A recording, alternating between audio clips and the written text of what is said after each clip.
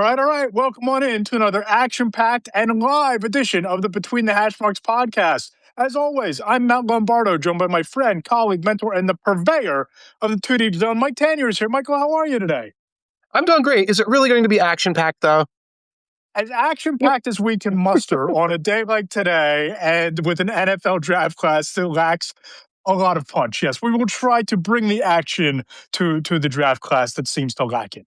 Yeah, this is the time of year. It's a different kind of action this time of year because those of us who are, dads, those of us who are, in charge of the household, this is a very unique time of year. I wanted to quiz you in terms of like your dad readiness for spring. I'm excited. We'll get into that. We'll get into the draft. We'll get into some of the news of the day. But I have breaking news for you, my friend. Really? We received a 5-star review for the Between the Hashmarks podcast on Apple Podcasts. This one comes in from the Shamil Curtin, the feel-good hit of the offseason and the regular season and the postseason, too. 5-star review. Engage, unquote. That's awesome. And engage at the end. That's a Trek reference. Yes. Yes. So there's a little bit of Trek mixed in with the NFL, and I love a little Trek in with my NFL. Thank you very much. I also want to point out somebody commented with a long comment about Donkey's cheesesteaks. Oh, really? Yes. It went by so quickly. It only made me hungry. So if somebody had like a very pertinent Junkies cheesesteak observation, I didn't really process it. I can't see it on my screen right now, but I am like hankering for a cheesesteak. Are you familiar with I have never been to Donkeys, but I am familiar with the concept that it's on a poppy seed hamburger roll type of situation rather than the traditional cheesesteak route, correct? It is round. It's on a round roll. It's like a poppy seed. So right off the bat, it's a little disorienting to most cheesesteak fans. It's sort of like the South Jersey version of the cheesesteak. Excellent cheesesteak. Someone also just complimented me saying, because I referred to a running back as slower than frozen ketchup. And thank you very much for that. And also somebody pointed out the goatee is back. It is back and it is glorious. And thank you very much for that. But thank you most of all for the 5-star review.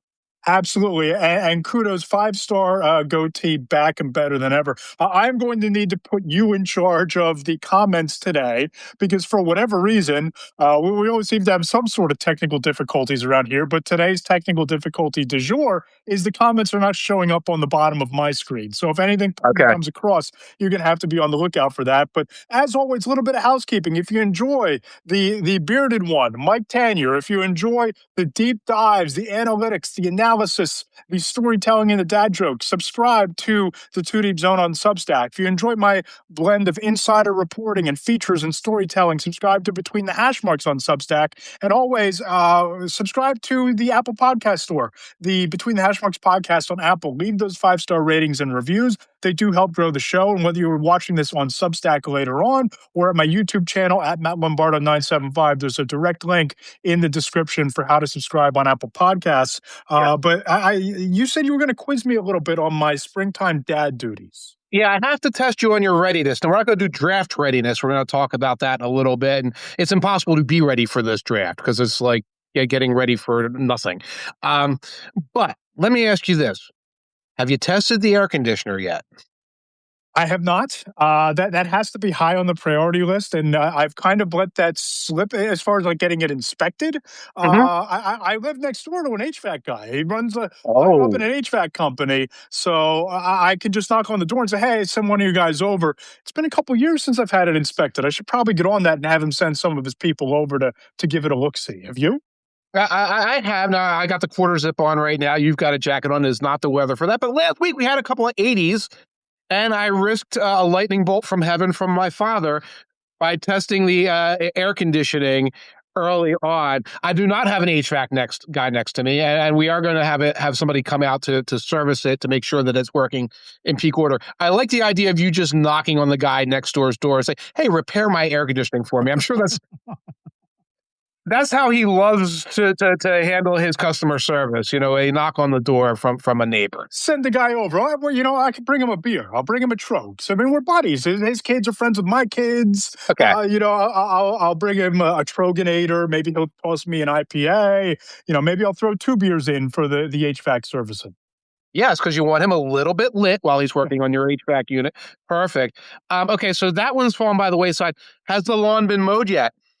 It has not been mowed, but I am holding out until the rest of the neighborhood makes their first cut. And one person across the way who in peak season probably mows his lawn like 3 or 4 times per week. He's one of those guys. He already cut his. He cut his once like a week and a half ago, but a few of us are still holding out. We're still stragglers. It hasn't looked like it quite needed it just yet. Have you cut yours? We got a few clumps, but I think it's similar. The guy next door, and I'm looking to see if he's over there. He's not there. He's a early mower. He's the peer pressure guy of the neighborhood. And he was out there like last week. Again, first warm day. There's like a tuft of grass about this big, and he's out there, and then that starts the clock. And also, I was having my brother over for Easter, and my brother cannot see an unmowed lawn. I can't countenance that. So the lawn got mowed. Have you broken out the shorts yet? Yes, a couple of Okay. times. Not today, but I also used to be a guy who kind of made fun of guys who wore the shorts and the hoodie or the Yeah. jacket because I'm like, well, make up your mind. I'm usually like a pants and a t-shirt dude, but Right. I gave in. I tried the shorts with the hoodie. It's a decent feel because you don't get as cold up top, and your legs are kind of warmish anyway. So yes, I've worn shorts a couple of times. How about you? I have worn shorts once or twice. It's not pretty, but I get the job done. Do you do the whole thing though, where you get all the shorts out and like rearrange your shelves and your drawers? Do you do it that way? And have you done that? They go from the shelves in the walk-in to the drawer in the dresser. The change has been made, and Yeah, my son Luca, his daycare teacher said, "Wow, Matt, you look taller in your shorts. So maybe I should wear shorts more often." there you go. Make you look taller, impressing the daycare lead. I see it. Not gonna comment. Not gonna make it weird. Not gonna make it weird. No, I'm not going to make it weird. How about do you get the oil changed? Do you get the tire pressure checked in the car? You done that yet? The oil change is not due for another month, but my Oh, wife just had the whole oil change, inspection, brake pads. That whole costly experience just went down in our house okay. last Thursday afternoon. Okay. So I think for like the dad spring things, you're batting 500 Yeah. and and But batting maybe in the Hall of Fame. If I were a baseball player, I'd be in the Dad Hall of Fame by now. yeah, the NBA Hall of Fame. If you're a 50% shooter for most of your career, you're probably going to the NBA Hall of Fame too. So you're going to make it. So congratulations, great work. These are the signs of spring. Usually the signs of spring are we have like a great a podcast full of draft information. I think in 2 weeks we'll do a more draft heavy one. Yeah. But at least we got a little bit of news right now, right? We do, and the New York Giants presented Yes. some of the biggest news of the week yesterday when Adam Schefter reported that Dexter Lawrence requested a trade. And this is one of these really fascinating situations because you're looking at one of the premier players at his position Mhm. who reportedly, according to Schefter, has spent the last 2 off-seasons trying to rework his current deal. He still has 2 years remaining on his contract, but requested a trade because those talks have stalled. And I have a story coming out tomorrow morning at Between the Hashmarks. You can check that out on Substack, kind of breaking down what this could mean, where it could go, how people inside the league are feeling. But Mike, Uh, I'll just try from the 30,000-foot view, I'll put it to you. It's going to be kind of tricky to find the match of the team that's going to have the draft capital to make this a worthwhile trade for the Giants to move him. right. And as a former NFL GM told me this morning, have the cap space to pay Dexter Lawrence the kind of raise that he's looking for the moment he walks in the door in April after all of these big free agent signings have already gone down. So this is going to be really fascinating to see what the end game winds up being here. Yeah, and that's a great point because it's like this is the team we set our budget time of year. Like we set our budget in February and we spent the money we wanted to spend for in March, and then we have our internal players we budgeted for, and we haven't budgeted for you. This is the wrong time of year to be asking for this, which seems to suggest that Lawrence doesn't really expect a trade so much as he wants to make a very public and clear announcement that he expects the Giants to come forth and pay him.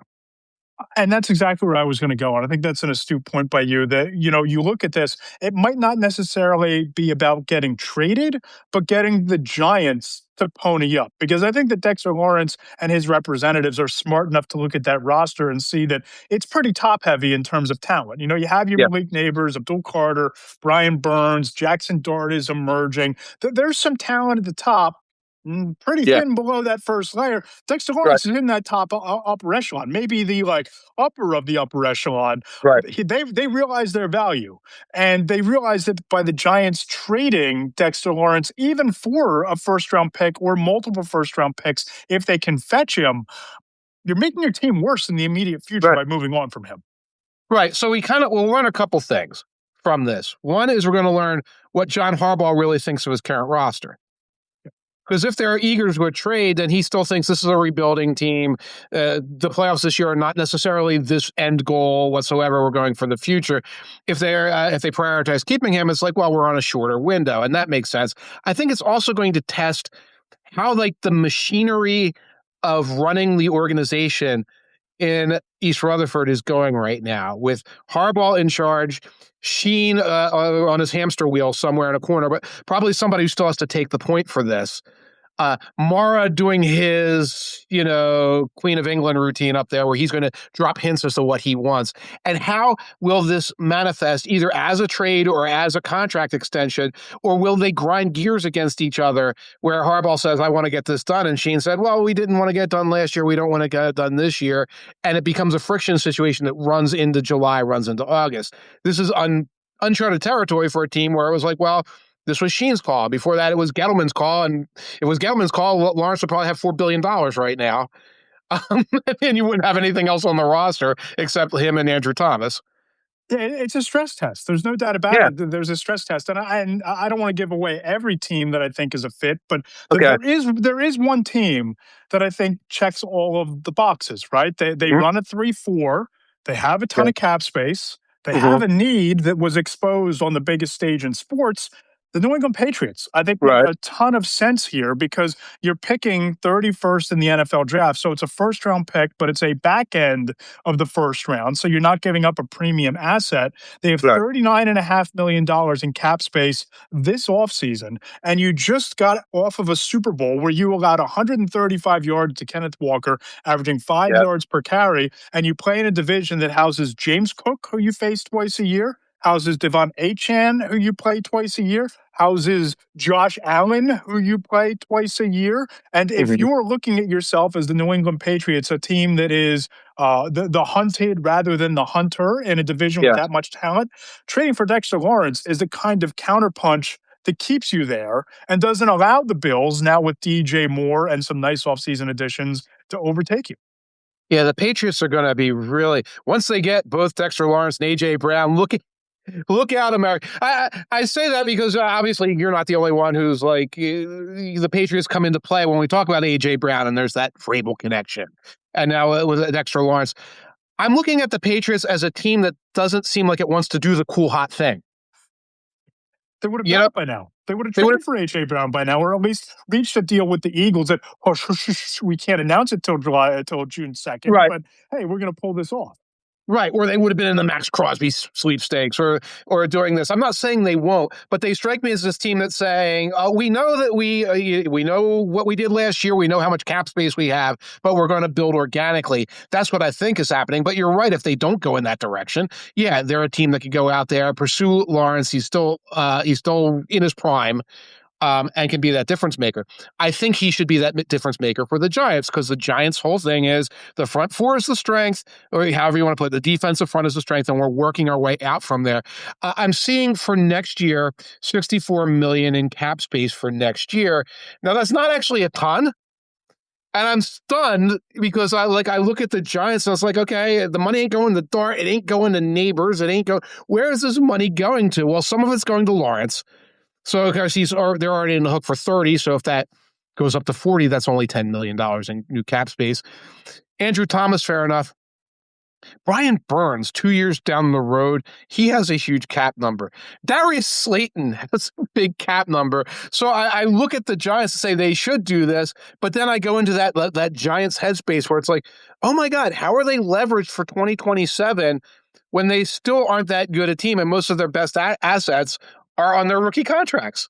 And Dexter Lawrence might be your best asset on the entire roster. Let's be real Right. about this. I mean, you look at a guy who was double teamed 70.6% of the snaps last Ooh. year, had a Uh-huh. pass rush win rate that was among the highest in the NFL. He's consistently graded out over the last 3 years as a top 10 interior defensive lineman, according to Pro Football Focus. He Right. stops the run at an elite level. He's an interior pass rusher in a league where that matters tremendously, especially when you have the benefit of Abdul Carter and Brian Burns Yes. racing to the quarterback off the edges. It makes no sense to trade him. It makes no sense not to commit to Dexter Lawrence as a franchise centerpiece player because he might be the best player on your roster. He's also the best player who's going to be available this time of year. You can't tell me that the Patriots are going to get a more impactful player at 31. You can't Right. tell me that a team like the Jets are going to be able to get a more impactful player even at 16 than Right. Dexter Lawrence. Dexter Lawrence is going to be the best player available between now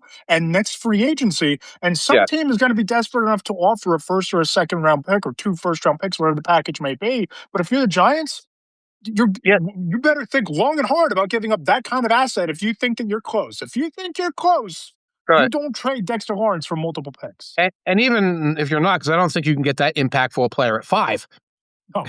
Right, right. So what are you doing? So I look at this and say, Giants should get out there. They should make an extension, make it worth his while. And then when they have cap trouble down the line, finally part ways with your Darius Slayton types and save money from that because you should be able to build replacements for them through any particular draft class. And that's what makes this an interesting stress test because we're going to discover what Harbaugh thinks. We're going to discover how that looks, where his power comes from, and if the Giants can make this work in a way that's logical. Because what I see when I look at their cap ledger is years and years of illogical decisions that keep funneling forward and causing more headaches for themselves. For sure. And you just look at the rest of the NFC East and you head down the Jersey Turnpike to Philadelphia in our neck of the woods. This discourse around Jalen Hurts has been really fascinating Uh-huh. this offseason and pretty revelatory if we're being real about this. It is. Now, the most recent thing is, he's not the most coachable guy. According to inside sources, nothing weird and interpret that how you will. Nothing passive aggressive about that, is there? I mean, really? Not at all. I mean, The last quarterback we mentioned was not coachable or was reticent to tough coaching. He's on yeah, about his sixth team right now, right, and he's on right. a career backup circle named Carson Wentz. Right. But Hurts has already accomplished things that Wentz could only dream of. He's already overcome things and bounced back from things. So the idea that Hurts is some sort of Carson Wentz-esque character doesn't seem right. That whole coachability thing raises a spectrum, raises an aura, throws red meat to certain segments of the population, certainly. What do you make of it and what have you heard about it? Yeah, you know what I think is most interesting about all this? It Yeah. isn't necessarily the unnamed sources to Tim McManus and Jeremy Fowler. Right. It's Jeff McClain's reporting over the last 48 hours or so that the Okay. Eagles have no plans to rework Jalen Hurts' contract before this season Uh-huh. is underway or even before it ends. Because to me, that's what's most interesting because that is telling you how the entire organization feels about Jalen Hurts, right? Uh-huh. Whatever's being said by assistant coaches on the staff or teammates or front office personnel or Howie Roseman or whoever it might be who was not willing to go on the record with their thoughts about Jalen Hurts as a player, if the organization is telling you we are not going to guarantee more money, he's in the last year of any guaranteed money on the deal, we're not going to rework this contract for a guy who has won a Super Bowl and appeared in 2 of them. That tells me that there's some, I don't know if concern is the right word, but there is some trepidation about committing to him long term. Here's a guy who was 16th in passing yards last year, 12th in passer rating, but he's 10th among quarterbacks averaging $51 million per season in an offense that boasts A.J. Brown, Devonta Smith, Saquon Barkley, and Dallas Goedert. It seems like internally, Mike, that they are putting some make or break now again or never pressure on Jalen Hurts to deliver statistically this year, which I don't really understand the point of when you're a year removed from winning the Lombardi and 3 years removed from a Super Bowl appearance that you made with Hurts in the first place. It's kind of bizarre to me to see a quarterback who has done this much winning Yeah. still having to prove himself at the highest levels of that organization. Yeah, and there's layers to this right now. Like, because first of all, I'm looking at his contract, and reworking this contract is a bomb disposal. Cutting green and red wires in terms of all the option bonuses and things like that. So saying, well, we're not going to rework it this year. Well, his cap number this year is like 31 million. That's low for a quarterback like him. You're not going to be able to get that any lower, so it might not be worth your while from that element of things. That might not be sending a message. Might also be sending a message. I don't know if it's statistically that they want him to perform, but when I hear the coachability thing, my first question is, well, is Nick Sirianni this great leader? And like you've gone through multiple coordinators, and some of them got head coaching jobs, et cetera. Is it user error on the coach's part? That's one. But the other side of this is on Hurts' side. You've noticed how the offense always looks the same no matter who the coordinator is? Yeah. And is there a degree to which the reason why that offense flatlines, seems to only have like a couple of really base concepts that they go back to over and over again? Is it to a degree to which he wants things a very specific way? And the team is hoping now with Sean Mannion, now with this new coaching staff, that he'll get the message to do things differently, to get the ball in the flat quicker, to do stuff like that. And that's a message that they want to send out. It's like, yeah, you're not safe, harmless from criticism ever here. We have expectations from you, maybe not so much leadership or what happens, with 2 minutes in the fourth quarter, but running the offense the way we ask you to do. Maybe that's the message they're trying to send. I think so. And I also think it lends a little more credibility and validity to the whispers that I was hearing from other buildings after the loss to the 49ers, when I had executives telling me that, he's reluctant to put the ball in harm's way, that he struggles on the intermediate passing routes. Systematically, the offense forces the ball too often to A.J. Brown to placate him early. All of those things about the offense looking the same and the identity being the same that you just alluded to. Maybe there was some validity to what those people outside of the building are saying, because people inside the building are finally catching up to, well, we've cycled through all of these coordinators. The common denominator has been the quarterback. He's had a lot of success, but there seems to be an inability to sustain it year in and year out. There's a down year off of a good year, right? So with Sean Mannion coming in, reworking the system, this might be the time for Jalen Hurts to work more structurally within the scheme, so to speak, that they're trying to implement, and not fall back on old habits, or at least improve on perceived weaknesses. Because one of the things the Packers did a lot and did really well is funneling the ball over the middle of the field, down the seam to Jaden Reeds, the slot receivers, to the Tucker Crafts, the tight ends. Jalen Hurts was not good in that part of the field. One of the worst routes of his route tree is throwing over the middle. It might be, hey, we're switching this up. You better be able to show that you can run this system, because this is the way that we're going to try to win now. Right. And we need that component of it, period. Even if it's not the focal point of what we do, it can't be a never. Because sometimes for him, throwing over the middle, throwing to the number 3 guy, that's like an almost, this is never going to happen. I'm never going to do it. I don't do windows. All that aside, the messaging, to use foul language, the messaging is shitty. Yeah. You don't say shit like that. You don't say stuff like that about Josh Allen. You don't say stuff like that. That's how you single out black quarterbacks for messages like that. A lot of times you know who you're sending that message to and who you want to rile up along the way. I don't like it. If there are issues, I think that they should be solved internally. And if it's something where it's like, well, the message is that we're not renegotiating the contract, that's the message.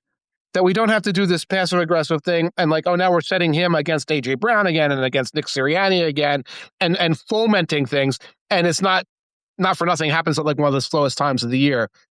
So that all the talk shows, including us, have to sort of address it and try to make some kind of hay out of it. And I don't necessarily blame McManus or Fowler for running with the story, because we all get anonymous sources. We all hear things from executives, from scouts, from people in Yeah. the building, from agents who represent players on that roster. We all hear things. But where Mhm. I think the Eagles might have dropped the ball here is not getting in front of the story. The owners' meetings were last week. Yeah. You had access to Nick Sirianni. You had access to Howie Roseman. You had access to Jeffrey Lurie. There could have been more of a commitment from the organization to Jalen Hurts, to what they have done, what they've won, looking and recognizing his accomplishments, winning a Super Bowl, getting to 2 Super Bowls, standing behind him, because Yeah. you've basically left this narrative out of the barn. You've left your quarterback swaying in the breeze. And Yeah. I do wonder, given the way the contract is structured from a guaranteed standpoint, how many more of these narratives that Jalen Hurts and his management team are going to sit back and say, you know what?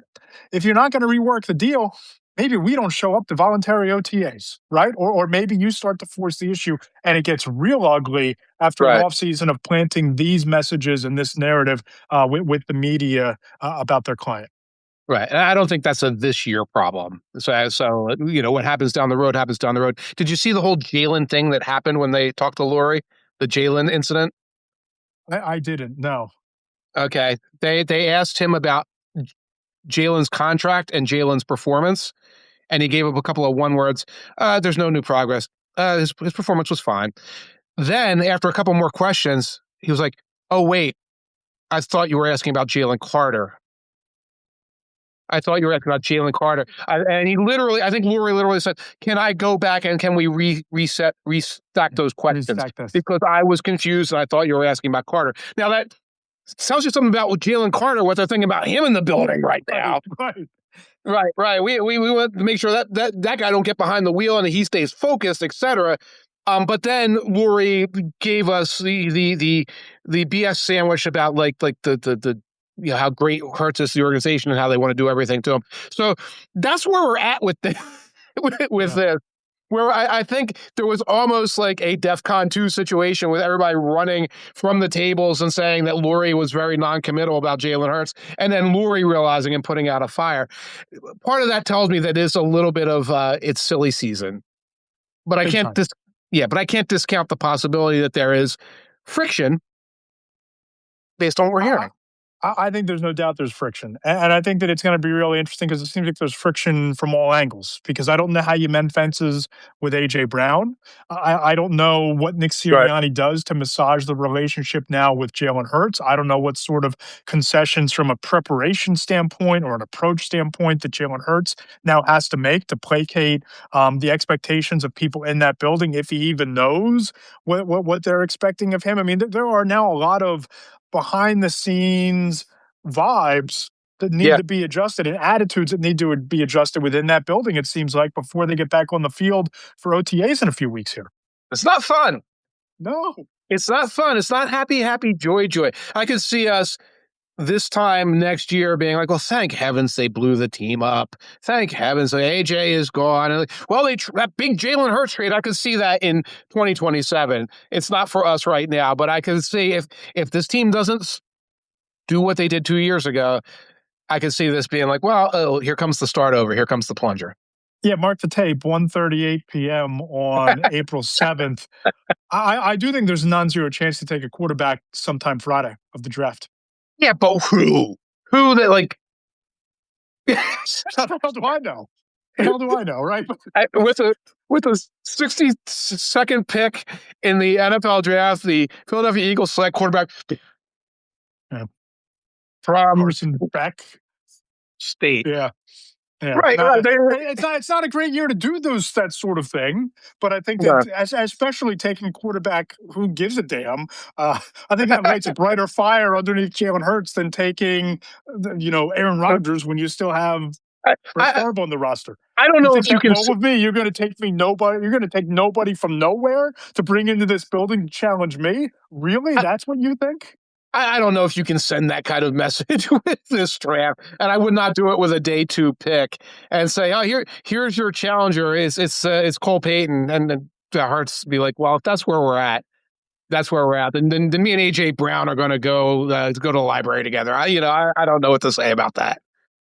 What the hell is going on in Baltimore, by the way? Because I'm looking at this, and I'm looking at the contract angle. I can almost understand, Yes. but why is the drama that Lamar Jackson is in the building for the strength program when he sat out the last time that his contract was an issue? Is that the drama here? I'm trying to make sense of this storyline that I'm having a hard time wrapping my arms around why it's a big deal. Yeah, I was going to ask you because I thought maybe you had more understanding of this. Because Pro Football Talk keeps talking about how there's like a Lamar Jackson drama around the contract. And yesterday on the ESPN shows, they sent poor Ozlowski out there to be like, he's the first responder you send in with the weird take, and it's like, Jackson has to be there. His leadership's in question, and Jackson was there. Right.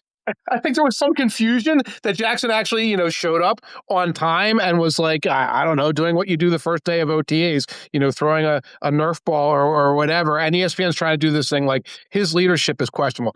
I know both sides want a contract, but it's more of a Ravens priority for this year than it is a Jackson priority.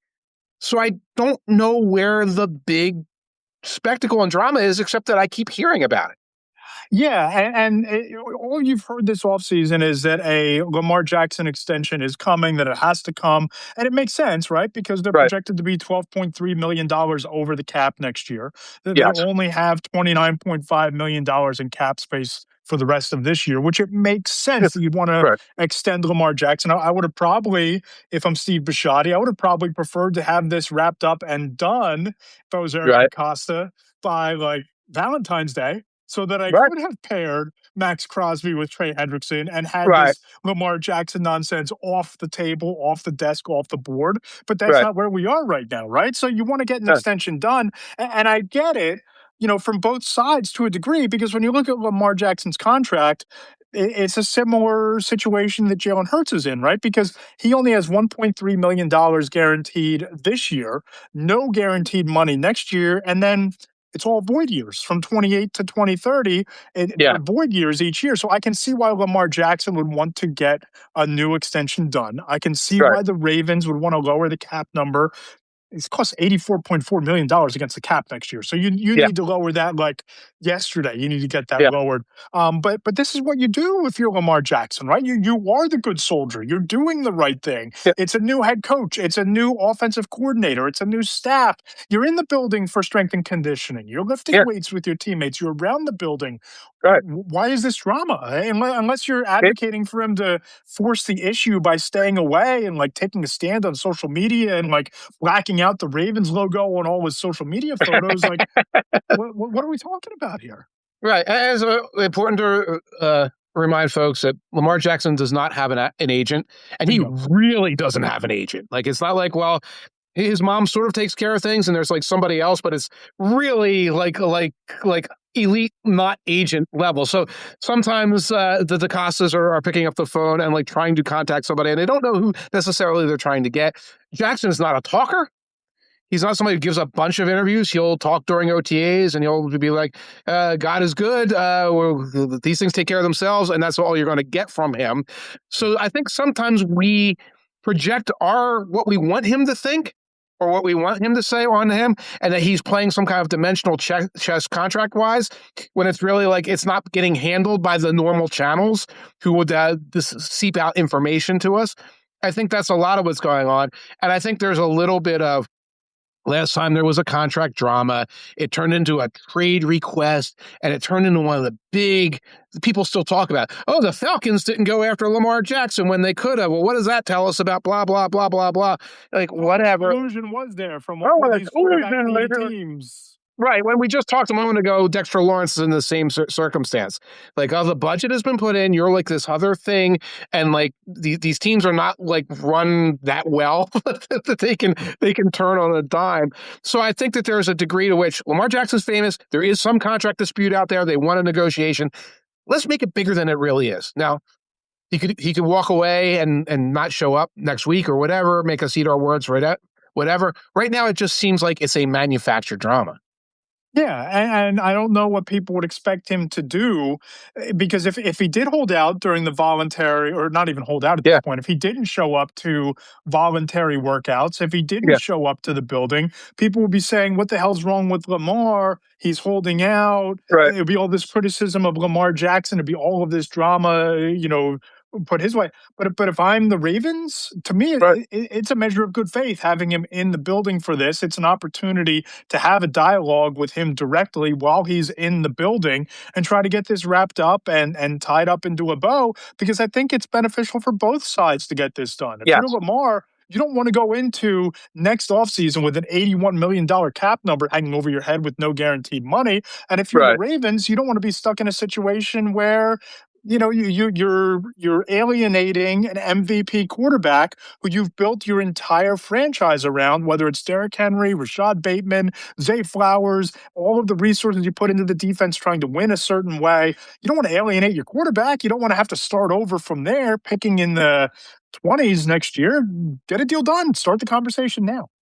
Get a deal done, but I have a funny feeling. If you remember, Lamar Jackson's last contract got signed like a week or two after Jalen Hurts' contract, and it's almost like the folks who handle Jackson's accounts for him saw a template and said, "Can you give us a version of this?" And that's how it got done. I don't know who's up for a contract right now. I don't know if there's somebody other quarterback. It's like Josh Allen's not up for a contract. Mahomes is not up for a contract. There's no Not template. Burrow. Right, right. Not Barrow. Somebody's going to have to come and get somebody on the phone there and say, we're creating something new here, and I don't know what that looks like because of the unique way Lamar Jackson and his people do business." Right. And just to, take this a step further, when you look at the quarterback market, right? I mean, I will say that it is time to rework Lamar Jackson's deal. He's averaging out $52 million per year. Dak Prescott sets the benchmark at 60 Yeah. million, but he makes less than Joe Burrow, Josh Allen, Jordan Love, Trevor Lawrence, Jared Goff, Brock Purdy, Justin Herbert, and just more than Jalen Hurts at 51. Right. If I'm Lamar Jackson, I walk in and I say, "Hey, give me 56 million. I Right. don't need to necessarily be the highest paid quarterback in the sport. I don't need to be the Dak Prescott of this thing. But the total guaranteed on Dak Prescott's deal is 231 million. Pay me $56 million annually and 232 million guaranteed, and let's call it a day." Yeah, it will probably look something like that. I don't know. I've never heard of a football player saying, "I don't need to be the highest paid guy." But but realistically, they'll make the numbers look like he's the highest paid guy for like 3 weeks, and then somebody will match it. But yeah, it should be doable. But again, Lamar Jackson isn't the guy who does that. That is the job of an agent normally. And that's where we run into this impasse. Because again, other guys, it's like, oh, Caleb Williams' dad runs things or whatever. With Lamar, and I'm not saying, well, a dad can and a mom can or whatever, but it's never been run in a normal way. Let's just put it that way. Right, and I think Lamar's pretty hands-on and involved in those Yeah, actual talks, which is kind of bizarre, and it creates an information vacuum, right? right. Because you or I can't pick Yeah, up the phone and call somebody from the agency that represents him or his agent and say, yeah, "Hey, on background here, what's the deal? What are you looking for? right. What's the benchmark? What's the number? What are you hoping for?" There's none of that. You don't have that There's sort none of of that. access as a reporter, and the Ravens obviously are going to play their cards close to the vest. And whether you're talking about drafting a quarterback to put pressure on the Eagles, whether you're talking about drafting a quarterback to have depth behind Lamar Jackson in Baltimore, this is not the draft to go quarterback shopping. No, It's just not. no, no. I think they re-signed Snoop. Yes. Baltimore did. I think they did, right? Because it's like, well, we got to roll with this. The Eagles, you pick up the phone for the backup for the Eagles, and they're like, "Haha," and they give you some goofy baloney number because those quarterbacks aren't there. And we're both feeling it right now, by the way, because you wrote about the draft, and I've started writing about the draft. And thank you, all of you who are listening, if you've been reading our draft coverage. But a lot of people aren't, and that's because not because you guys don't love the NFL or love supporting us or something like that. This draft class just isn't that interesting. I don't think it piques a No. lot of your curiosity. No, and I talk about this all the time with the bus stop dad next door. It's like, "Oh, what are you hearing Uh-huh. about the NFL draft?" And I'm like, "Eh." Eh, right? What do you? not a lot of great players this year's draft. I mean, Yeah. Jeremiah Love is going to be awesome, and you wrote about Jeremiah Love today in your top running Mhm. backs piece. I have him number one on my board, which we'll get to in a few minutes here. You have one franchise quarterback. You have some pretty damn good edge rushers. You have a couple of really good wide receivers, and then Yes. what? Right. Then what? Then what? Right. You got like a dozen guys, and they're scattered at all the positions. So it's not like, oh, well, we really have to talk about, is it going to be Jeremiah Love or is it going to be this other guy? There is no this other guy. Is it going to be Mendoza or is it going to be Ty Simpson? It is not. It is never going to be Ty Simpson. Okay. Is it going to be Kenyon Sadiq? It's like, oh gosh, we're talking about tight ends. Oh my God, we're talking about tight ends. Uh, but, Yeah, and you put together an offensive big board, and there's 3 or 4 offensive linemen in there, and uh-huh. after those 3 or 4 offensive linemen, I don't get the sense there's a lot of depth in round 2 onward along the offensive line. It's just Right. this is full disclosure. This is a very pedestrian. That Yeah. might be insulting to pedestrians crossing the street to get to Yeah. the boardwalk in Ocean City. You're right. It is a pedestrian NFL draft, and it's not an easy one to scout because you're trying to like talk yourself into narratives and talk yourself Yes. into scouting reports because it's just not popping off the tape. That's it. And it's like, well, we can talk today. We can talk in 2 weeks. Thank heavens we don't have to talk an hour a night. Thank heavens we're not like dedicated draft people. I look at our colleagues who are team beats, whether the Eagles beats, Commanders beats, Giants beats, and they're trying to like, is this guy the right fit? And you're putting somebody like Eli Stowers out there. Is he the right fit at tight end? It's like I don't even want to think about drafting this individual. It's like, yeah, you put him on your team. Maybe he comes out. Maybe he's your tight end 2, tight end 3, whatever. We're going to build a content model about this. Again, thank you for listening, folks, because it is rough. It is chewy. It is draftniks only. And like you said, you had to put a top 10 list together. And it was hard to get. I think you find it's hard to find 10 guys that like this is going to generate enthusiasm for fans. Right. And for me personally, and I put this on social media on Blue Sky, and I'll say it again here, I admittedly have a bit of a blind spot to evaluating offensive line play, right? Uh-huh. Like I can watch an offensive lineman and say, oh man, that dude's a stiff. He's a turnstile. But it's Yeah. hard for me to understand what makes technically sound, really good offensive line play, Right. watching it and how to separate a Vega from, a Vega from Penn State, from a Fano from Utah, right? Yeah. Or a Freeling from the Maugo. It's hard for Yeah. me to parse those, Right. separate those two type of players. I can watch a wide receiver and be like, oh wow, it's really good separation, or what a smooth route runner, or wow, he jumps out of the building to catch 50-50 balls. It's hard for me to differentiate offensive linemen who are really good. And at that point, it's like there's only like 4 or 5 of these best of 10 offensive players are offensive linemen because it's just that kind Right. of class. It's not a great star caliber type of class this year. Right. I'm okay with offensive linemen. Now, the problem is I have to watch like 3 or 4 games to get a real sense of them, to have any idea what's going on. Because, if you can't just like watch a highlight reel of an offensive lineman, you can't really do that for drafting anyway. But my problem usually is cornerbacks, by the way. Because a really good cornerback is like, hike, up, they're throwing the other side of the field. Hike, up, they're throwing to the other side of the field. Because it's a really good cornerback. Yeah. So, I'll be watching Delane from LSU, and it's just like, I'm just watching him sort of backpedal and stop, backpedal and stop, backpedal and stop. Really good offensive lineman that can be like that as well. It's like, hike, my dude's blocked. Hike, my dude's blocked.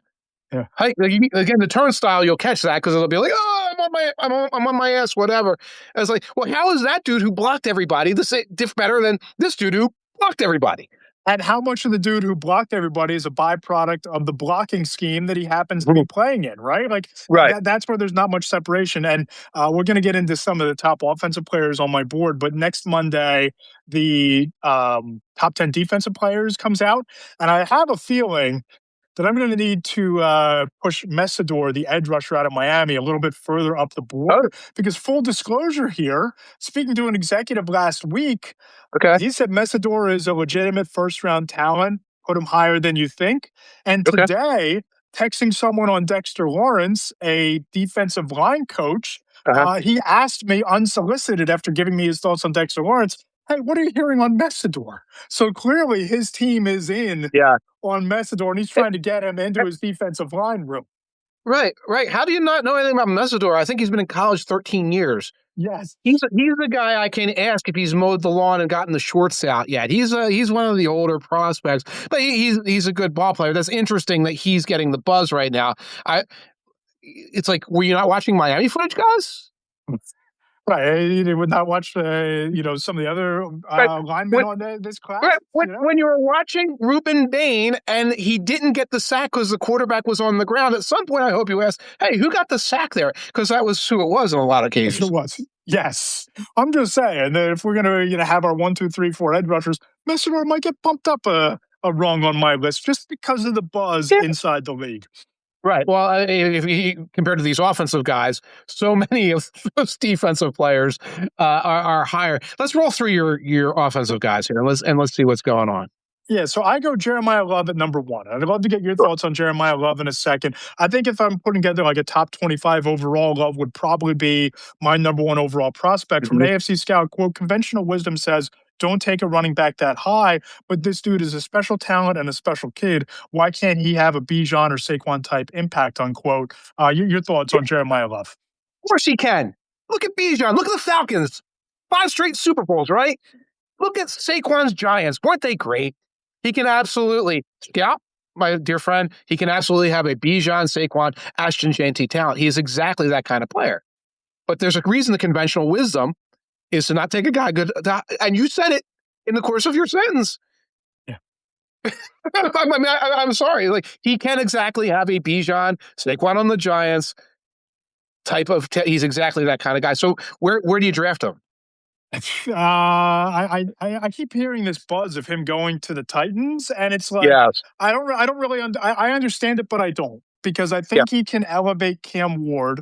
I Yeah. think that he can thrive in Brian Dable's system, but I ironically think that if he makes it past Tennessee, and you're talking about the Giants at number 5, to me that's the spot. The Giants feel more ready right now than they did when they took Saquon Barkley at number 2. Because I'm with you. I don't Right. think you take a running back all that high, because you risk Bijaning or early Saquoning him. Right. You risk Josh Jacobsing him with the Raiders because the rest Yes, of your there's another roster one. isn't Yeah. ready.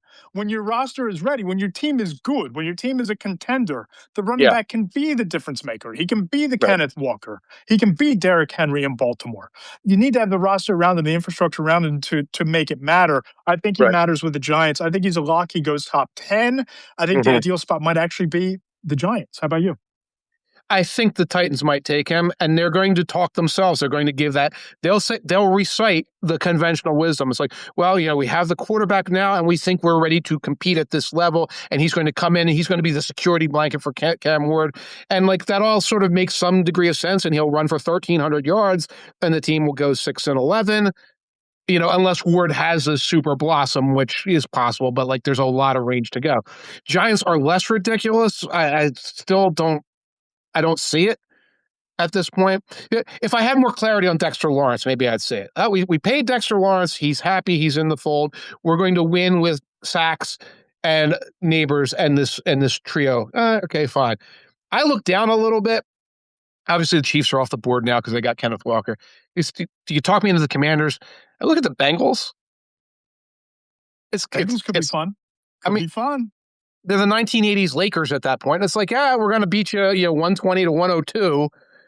But it could be fun. But like every time I say, well, this team is ready, it's like there's a reason that we keep saying that team is not as ready as you think. And it's the defense in Cincinnati. And if you're Yes. talking about, Jeremiah Love, and you're just looking at positional value, if I'm talking positional value for the Giants, I'm taking Caleb Downs, because I need to get that safety. I need to improve a secondary that was pretty pedestrian a year ago. I think that if I'm looking positional value, I'm taking Downs. I'm taking the better player and trying to win with a trio. I take Jeremiah Love. Obviously, number 2 on the board, Fernando Mendoza. Had a quarterback coach tell me, quote, I worry about his lack of quick twitch, but other than that, he's a solid prospect and a solid quarterback, unquote. Yeah, I guess. Yeah. He's the best quarterback, and he's good enough. and he's going to the Raiders, and Kubiak And there's no pressure to start. There's no pressure to start because they signed Kirk Cousins to this massive deal. He's the short-term bridge. He's the short-term bridge where I'm going to, if I'm Clint Kubiak, I'm going to implement my system and my scheme with Brock Bowers and Ashton Genty. I have a competent quarterback to install it. Kirk Cousins can be this highly paid quarterback coach on the field to Fernando Mendoza, and we can start 1-4, and by week 5, Fernando Mendoza will be in there, and mission accomplished. Offense can function freely. Right. The enthusiasm of all this is just like, but that's it. But that's who Mendoza is. He is QB1. Right. When I do my list, which I will do my list, I mean, he might wind up 9-10 overall on guys, because it's like you can say, well, regardless of positional value, you can't say that with quarterback. No.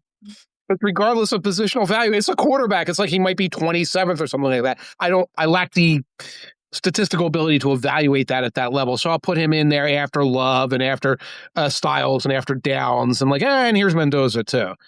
Who's next? And I have Carnell Tate at number 3. From an AFC executive, he has everything you want in a wide receiver. He's number 1 in this class, and he has the durability on top of everything else, unquote. Just to me, he's the most well-rounded receiver of the bunch. Doesn't have the high-end speed, but good route runner. He can block. He's not afraid of getting his hands dirty in the running game. 6'3", 195, big-bodied red zone target. Good route runner. To me, he's wide receiver 1 and offensive prospect 3. He is wide receiver 1, I think. He's a wide receiver 2 in the NFL. He's a high-level wide receiver 2 in the NFL. I put Michael Pittman in there as a comp when I finally put them out there. That's a good one. He's smaller. He's a smaller guy than Pittman, but he has a very similar game.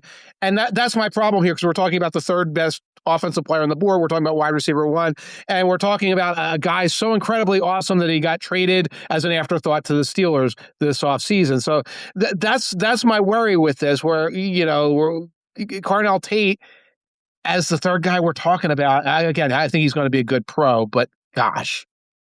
God. I know. And you meet the offensive tackles here. Francis Maiogoa at number 4 out of Miami. Prototypical left tackle, plug and play. Yeah. You need a tackle, go get him. Right. Now, he played right tackle most of his career. He could move over. He can play. That's a great point. Yeah, we'll see. We'll see. He can play. I have his stuff up here right now. CC Moyagoa played 995 sacks at right tackle for the Hurricanes in 25, 862 in 2024, 833 snaps in 2023. He has blocked for Cam Ward. He's blocked for Carson Beck. He played a Pop-Tart pole, a pinstripe pole, playoff games, and a championship game. You have the basics of this guy has played a lot of football. You can trust him. You can trust him. He's fine. He's good. That's fine. He could end up with the Browns, certainly. They're sitting there with no left tackle. Again, they could move him over and say, you're at right tackle, we move a different guy. I don't think he escapes the top 10. I agree. I love Kenyon Sadiq coming in here at number 5. You're going to probably talk to me into putting him somewhere in the top 3. Just your elite athlete with the testing numbers that are off the charts. 6'3", 245, big-bodied target, red zone target, speed after the catch. Yep. And you look at Dante Moore, his passer rating when throwing to Sadiq last year was an almost perfect 145.5 passer rating. So he's reliable. Nice. Set it and forget it. He's your next in the footsteps of George Kittle, Travis Kelce, Dallas Goedert as your prototypical NFL modern-day pass-catching tight end. And he can block decently. I've heard all kinds of crazy stuff about his blocking. One thing about his blocking is you can actually see it. If you put on an Oregon game, you will see him block it.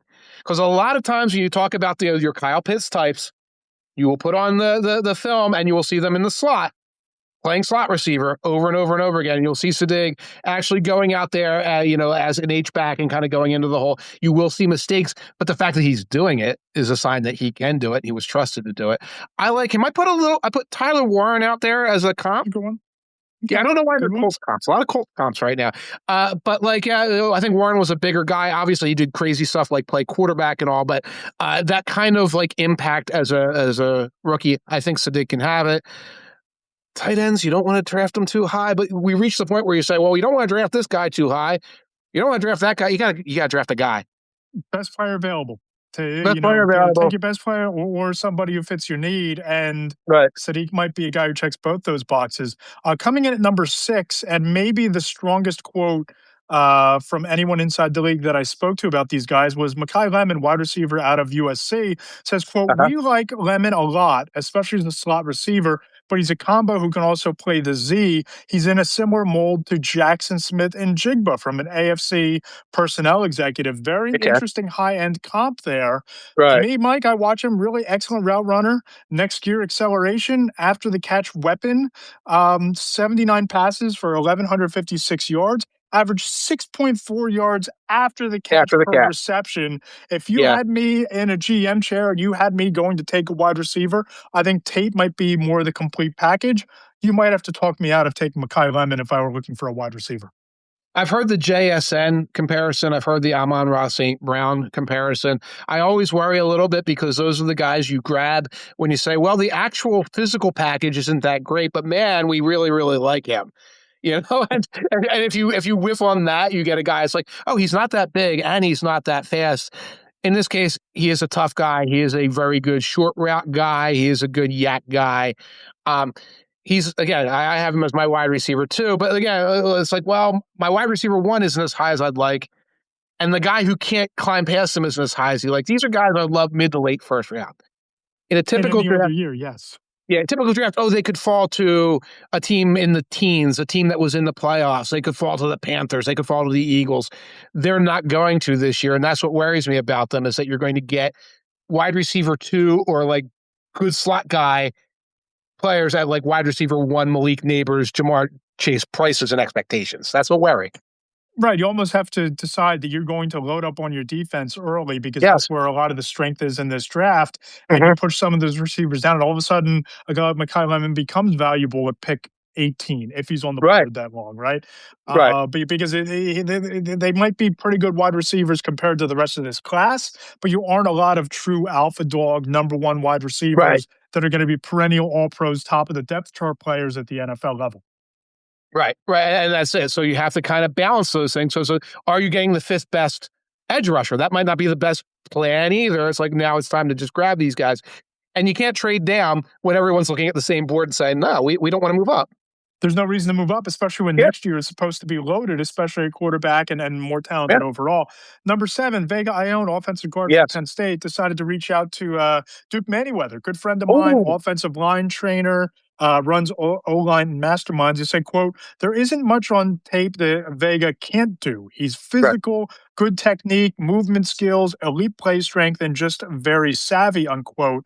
I might have him too low at number 7, but I have a feeling he's going to be one of the first 2 interior offensive linemen who go off the board. And I could see someone like the Jets taking him at 16 if he's still sitting there and planting him next to Olu Fashanu, another Penn Yeah. State. He's a guard flavored guard. Here's the guard, put him in. He's your starting guard. You're fine. He's maybe not Quentin Nelson, but he's going to be your starting guard to like, fill that hole. And that's where you would look for somebody like that is in those teams, whether it's the Jets in there or I don't have the list in front of me, some of the other teams. Strong case. I mean, the one thing is he's your guard. Yeah. Right. So Not a tackle. he's not a tackle. He's not exciting, but he can solve a problem for a team. Very good player. I have a couple of linemen listed ahead of him, but only because like if it looks like you could play left tackle, I tend to put you above guards on my little list. So And probably a little biased because I've watched him so often and seen some of the cool things they did with him in Happy Valley. Like when he got a full head of steam as a pulling guard on like some yes, of those end arounds, it was insane. Some of the things he was able to right. do. So if you can replicate some of that into your playbook, he could be really interesting. Spencer Fano, tackle, Utah, number 8 for me. Stonewall, really good in pass protection. Could be a building block for a team. I'm probably alone in this, but I have his teammate Caleb Lomu ahead of him.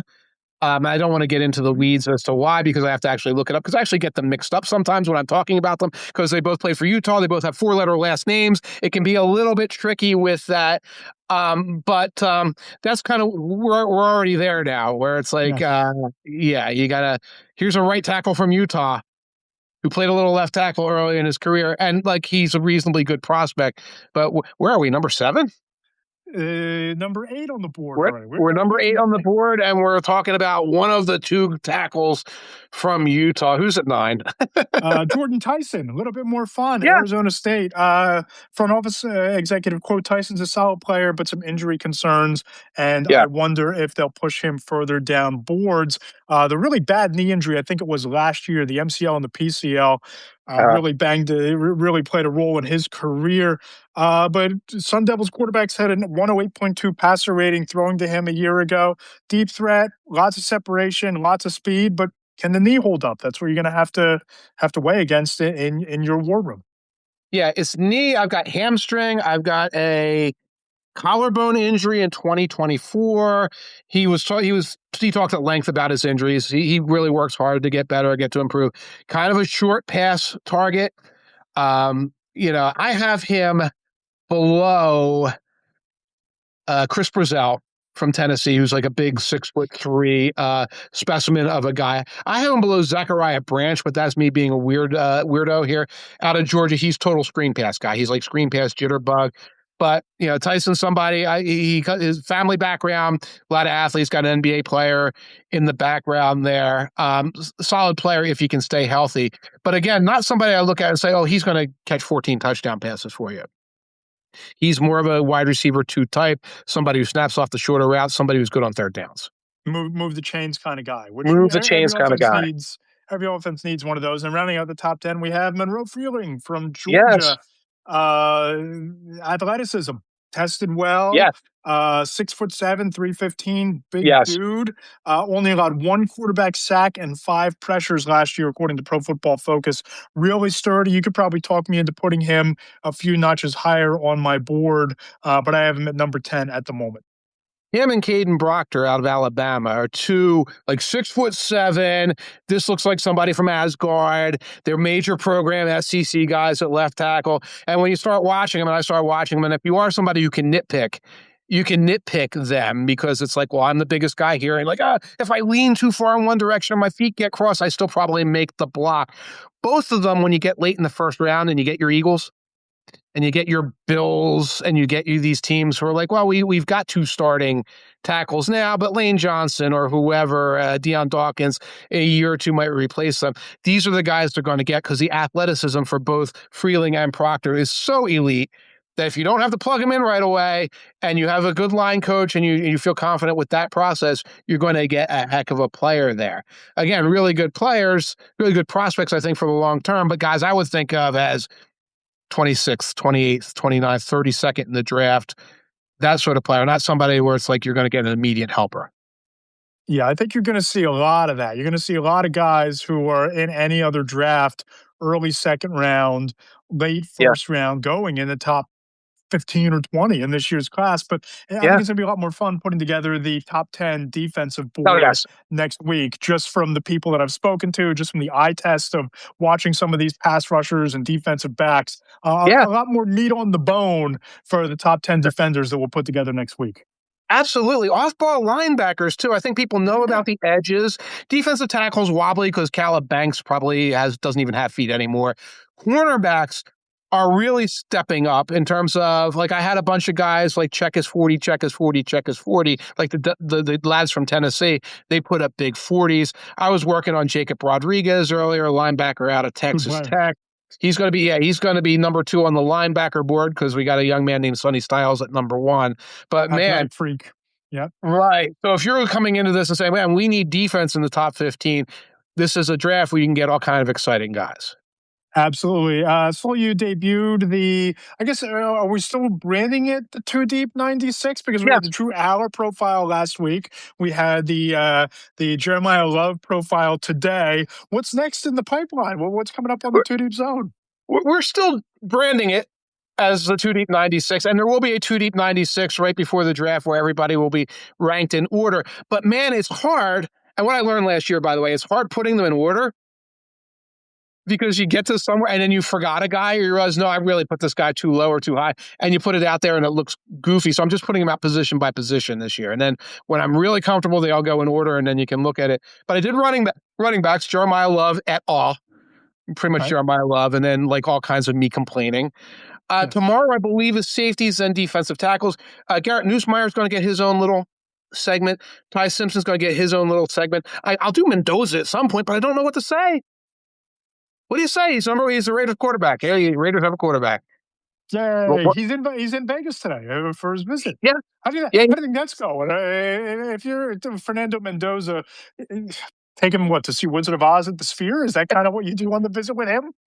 Right. It doesn't strike me as like we're going to go to the Luxor and we're going to bet all our money on black for the during the team visit. Like, how do you entertain him in Vegas? Amazing steak. You can get amazing steak and seafood in Vegas. That part of it's there. They should be talking contract. Yeah. Why are they doing anything at this point besides talking contract? He did a pro day. There's nothing more to see on film with him. I mean, he played like 5 extra games and won them all at the end of the regular season. So I don't know what else there is to say to the young man. They should be talking contract at this point. Maybe that is what's going on. No doubt. So be sure to subscribe to the Two Deep Zone. You can check out tomorrow my piece on Between the Hashmarks on Dexter Lawrence's trade request. Spoke to 3 or 4 people inside the league on his value, best fits, what the contract may end up looking like. You can read about that tomorrow morning. We'll have the mailbag on Friday where you can submit your questions to me. I'll pose them to executives. We'll get your answers Friday in the mailbag column. And then top 10 defensive players on Monday. So subscribe to Between the Hashmarks on Substack. You can check out the Between the Hashmarks podcast on Apple Podcasts. Leave us those 5-star ratings and reviews. We read them on the show. You can rip us if you want. I love how complimentary these have been, but you can make fun of us. You can blast us. Just put 5 stars and we'll read it and we'll give you a nice shout out on the show. Right. You can tell me I'm insufferable. Right? You can these. I'm never living that down, am I? How many top shelf scotches or espresso martinis do I have to buy you to make up for that? You can suggest that I hold a grudge endlessly, which is also untrue. But yes, Justin Herbert may say differently there. Justin Herbert and the Herbert Hive may have a different view of your grudges. Right. People from 2006 who made like one offhand comments like, no, you remember that. You're an incredibly petty man, but you can call me an incredibly petty man, but leave us those 5-star reviews. They help us. They help build the show. They help build engagement. It's an attention economy, and we crave your attention. He's Mike Tanier. I'm Mount Lombardo. Thanks everybody for jumping in, tuning in, listening, watching, and we'll talk to you in 2 weeks, and maybe the draft will get better by then. Maybe the draft process is even more exciting. Jeremiah Smith and Arch Manning will declare late to save us from this draft class.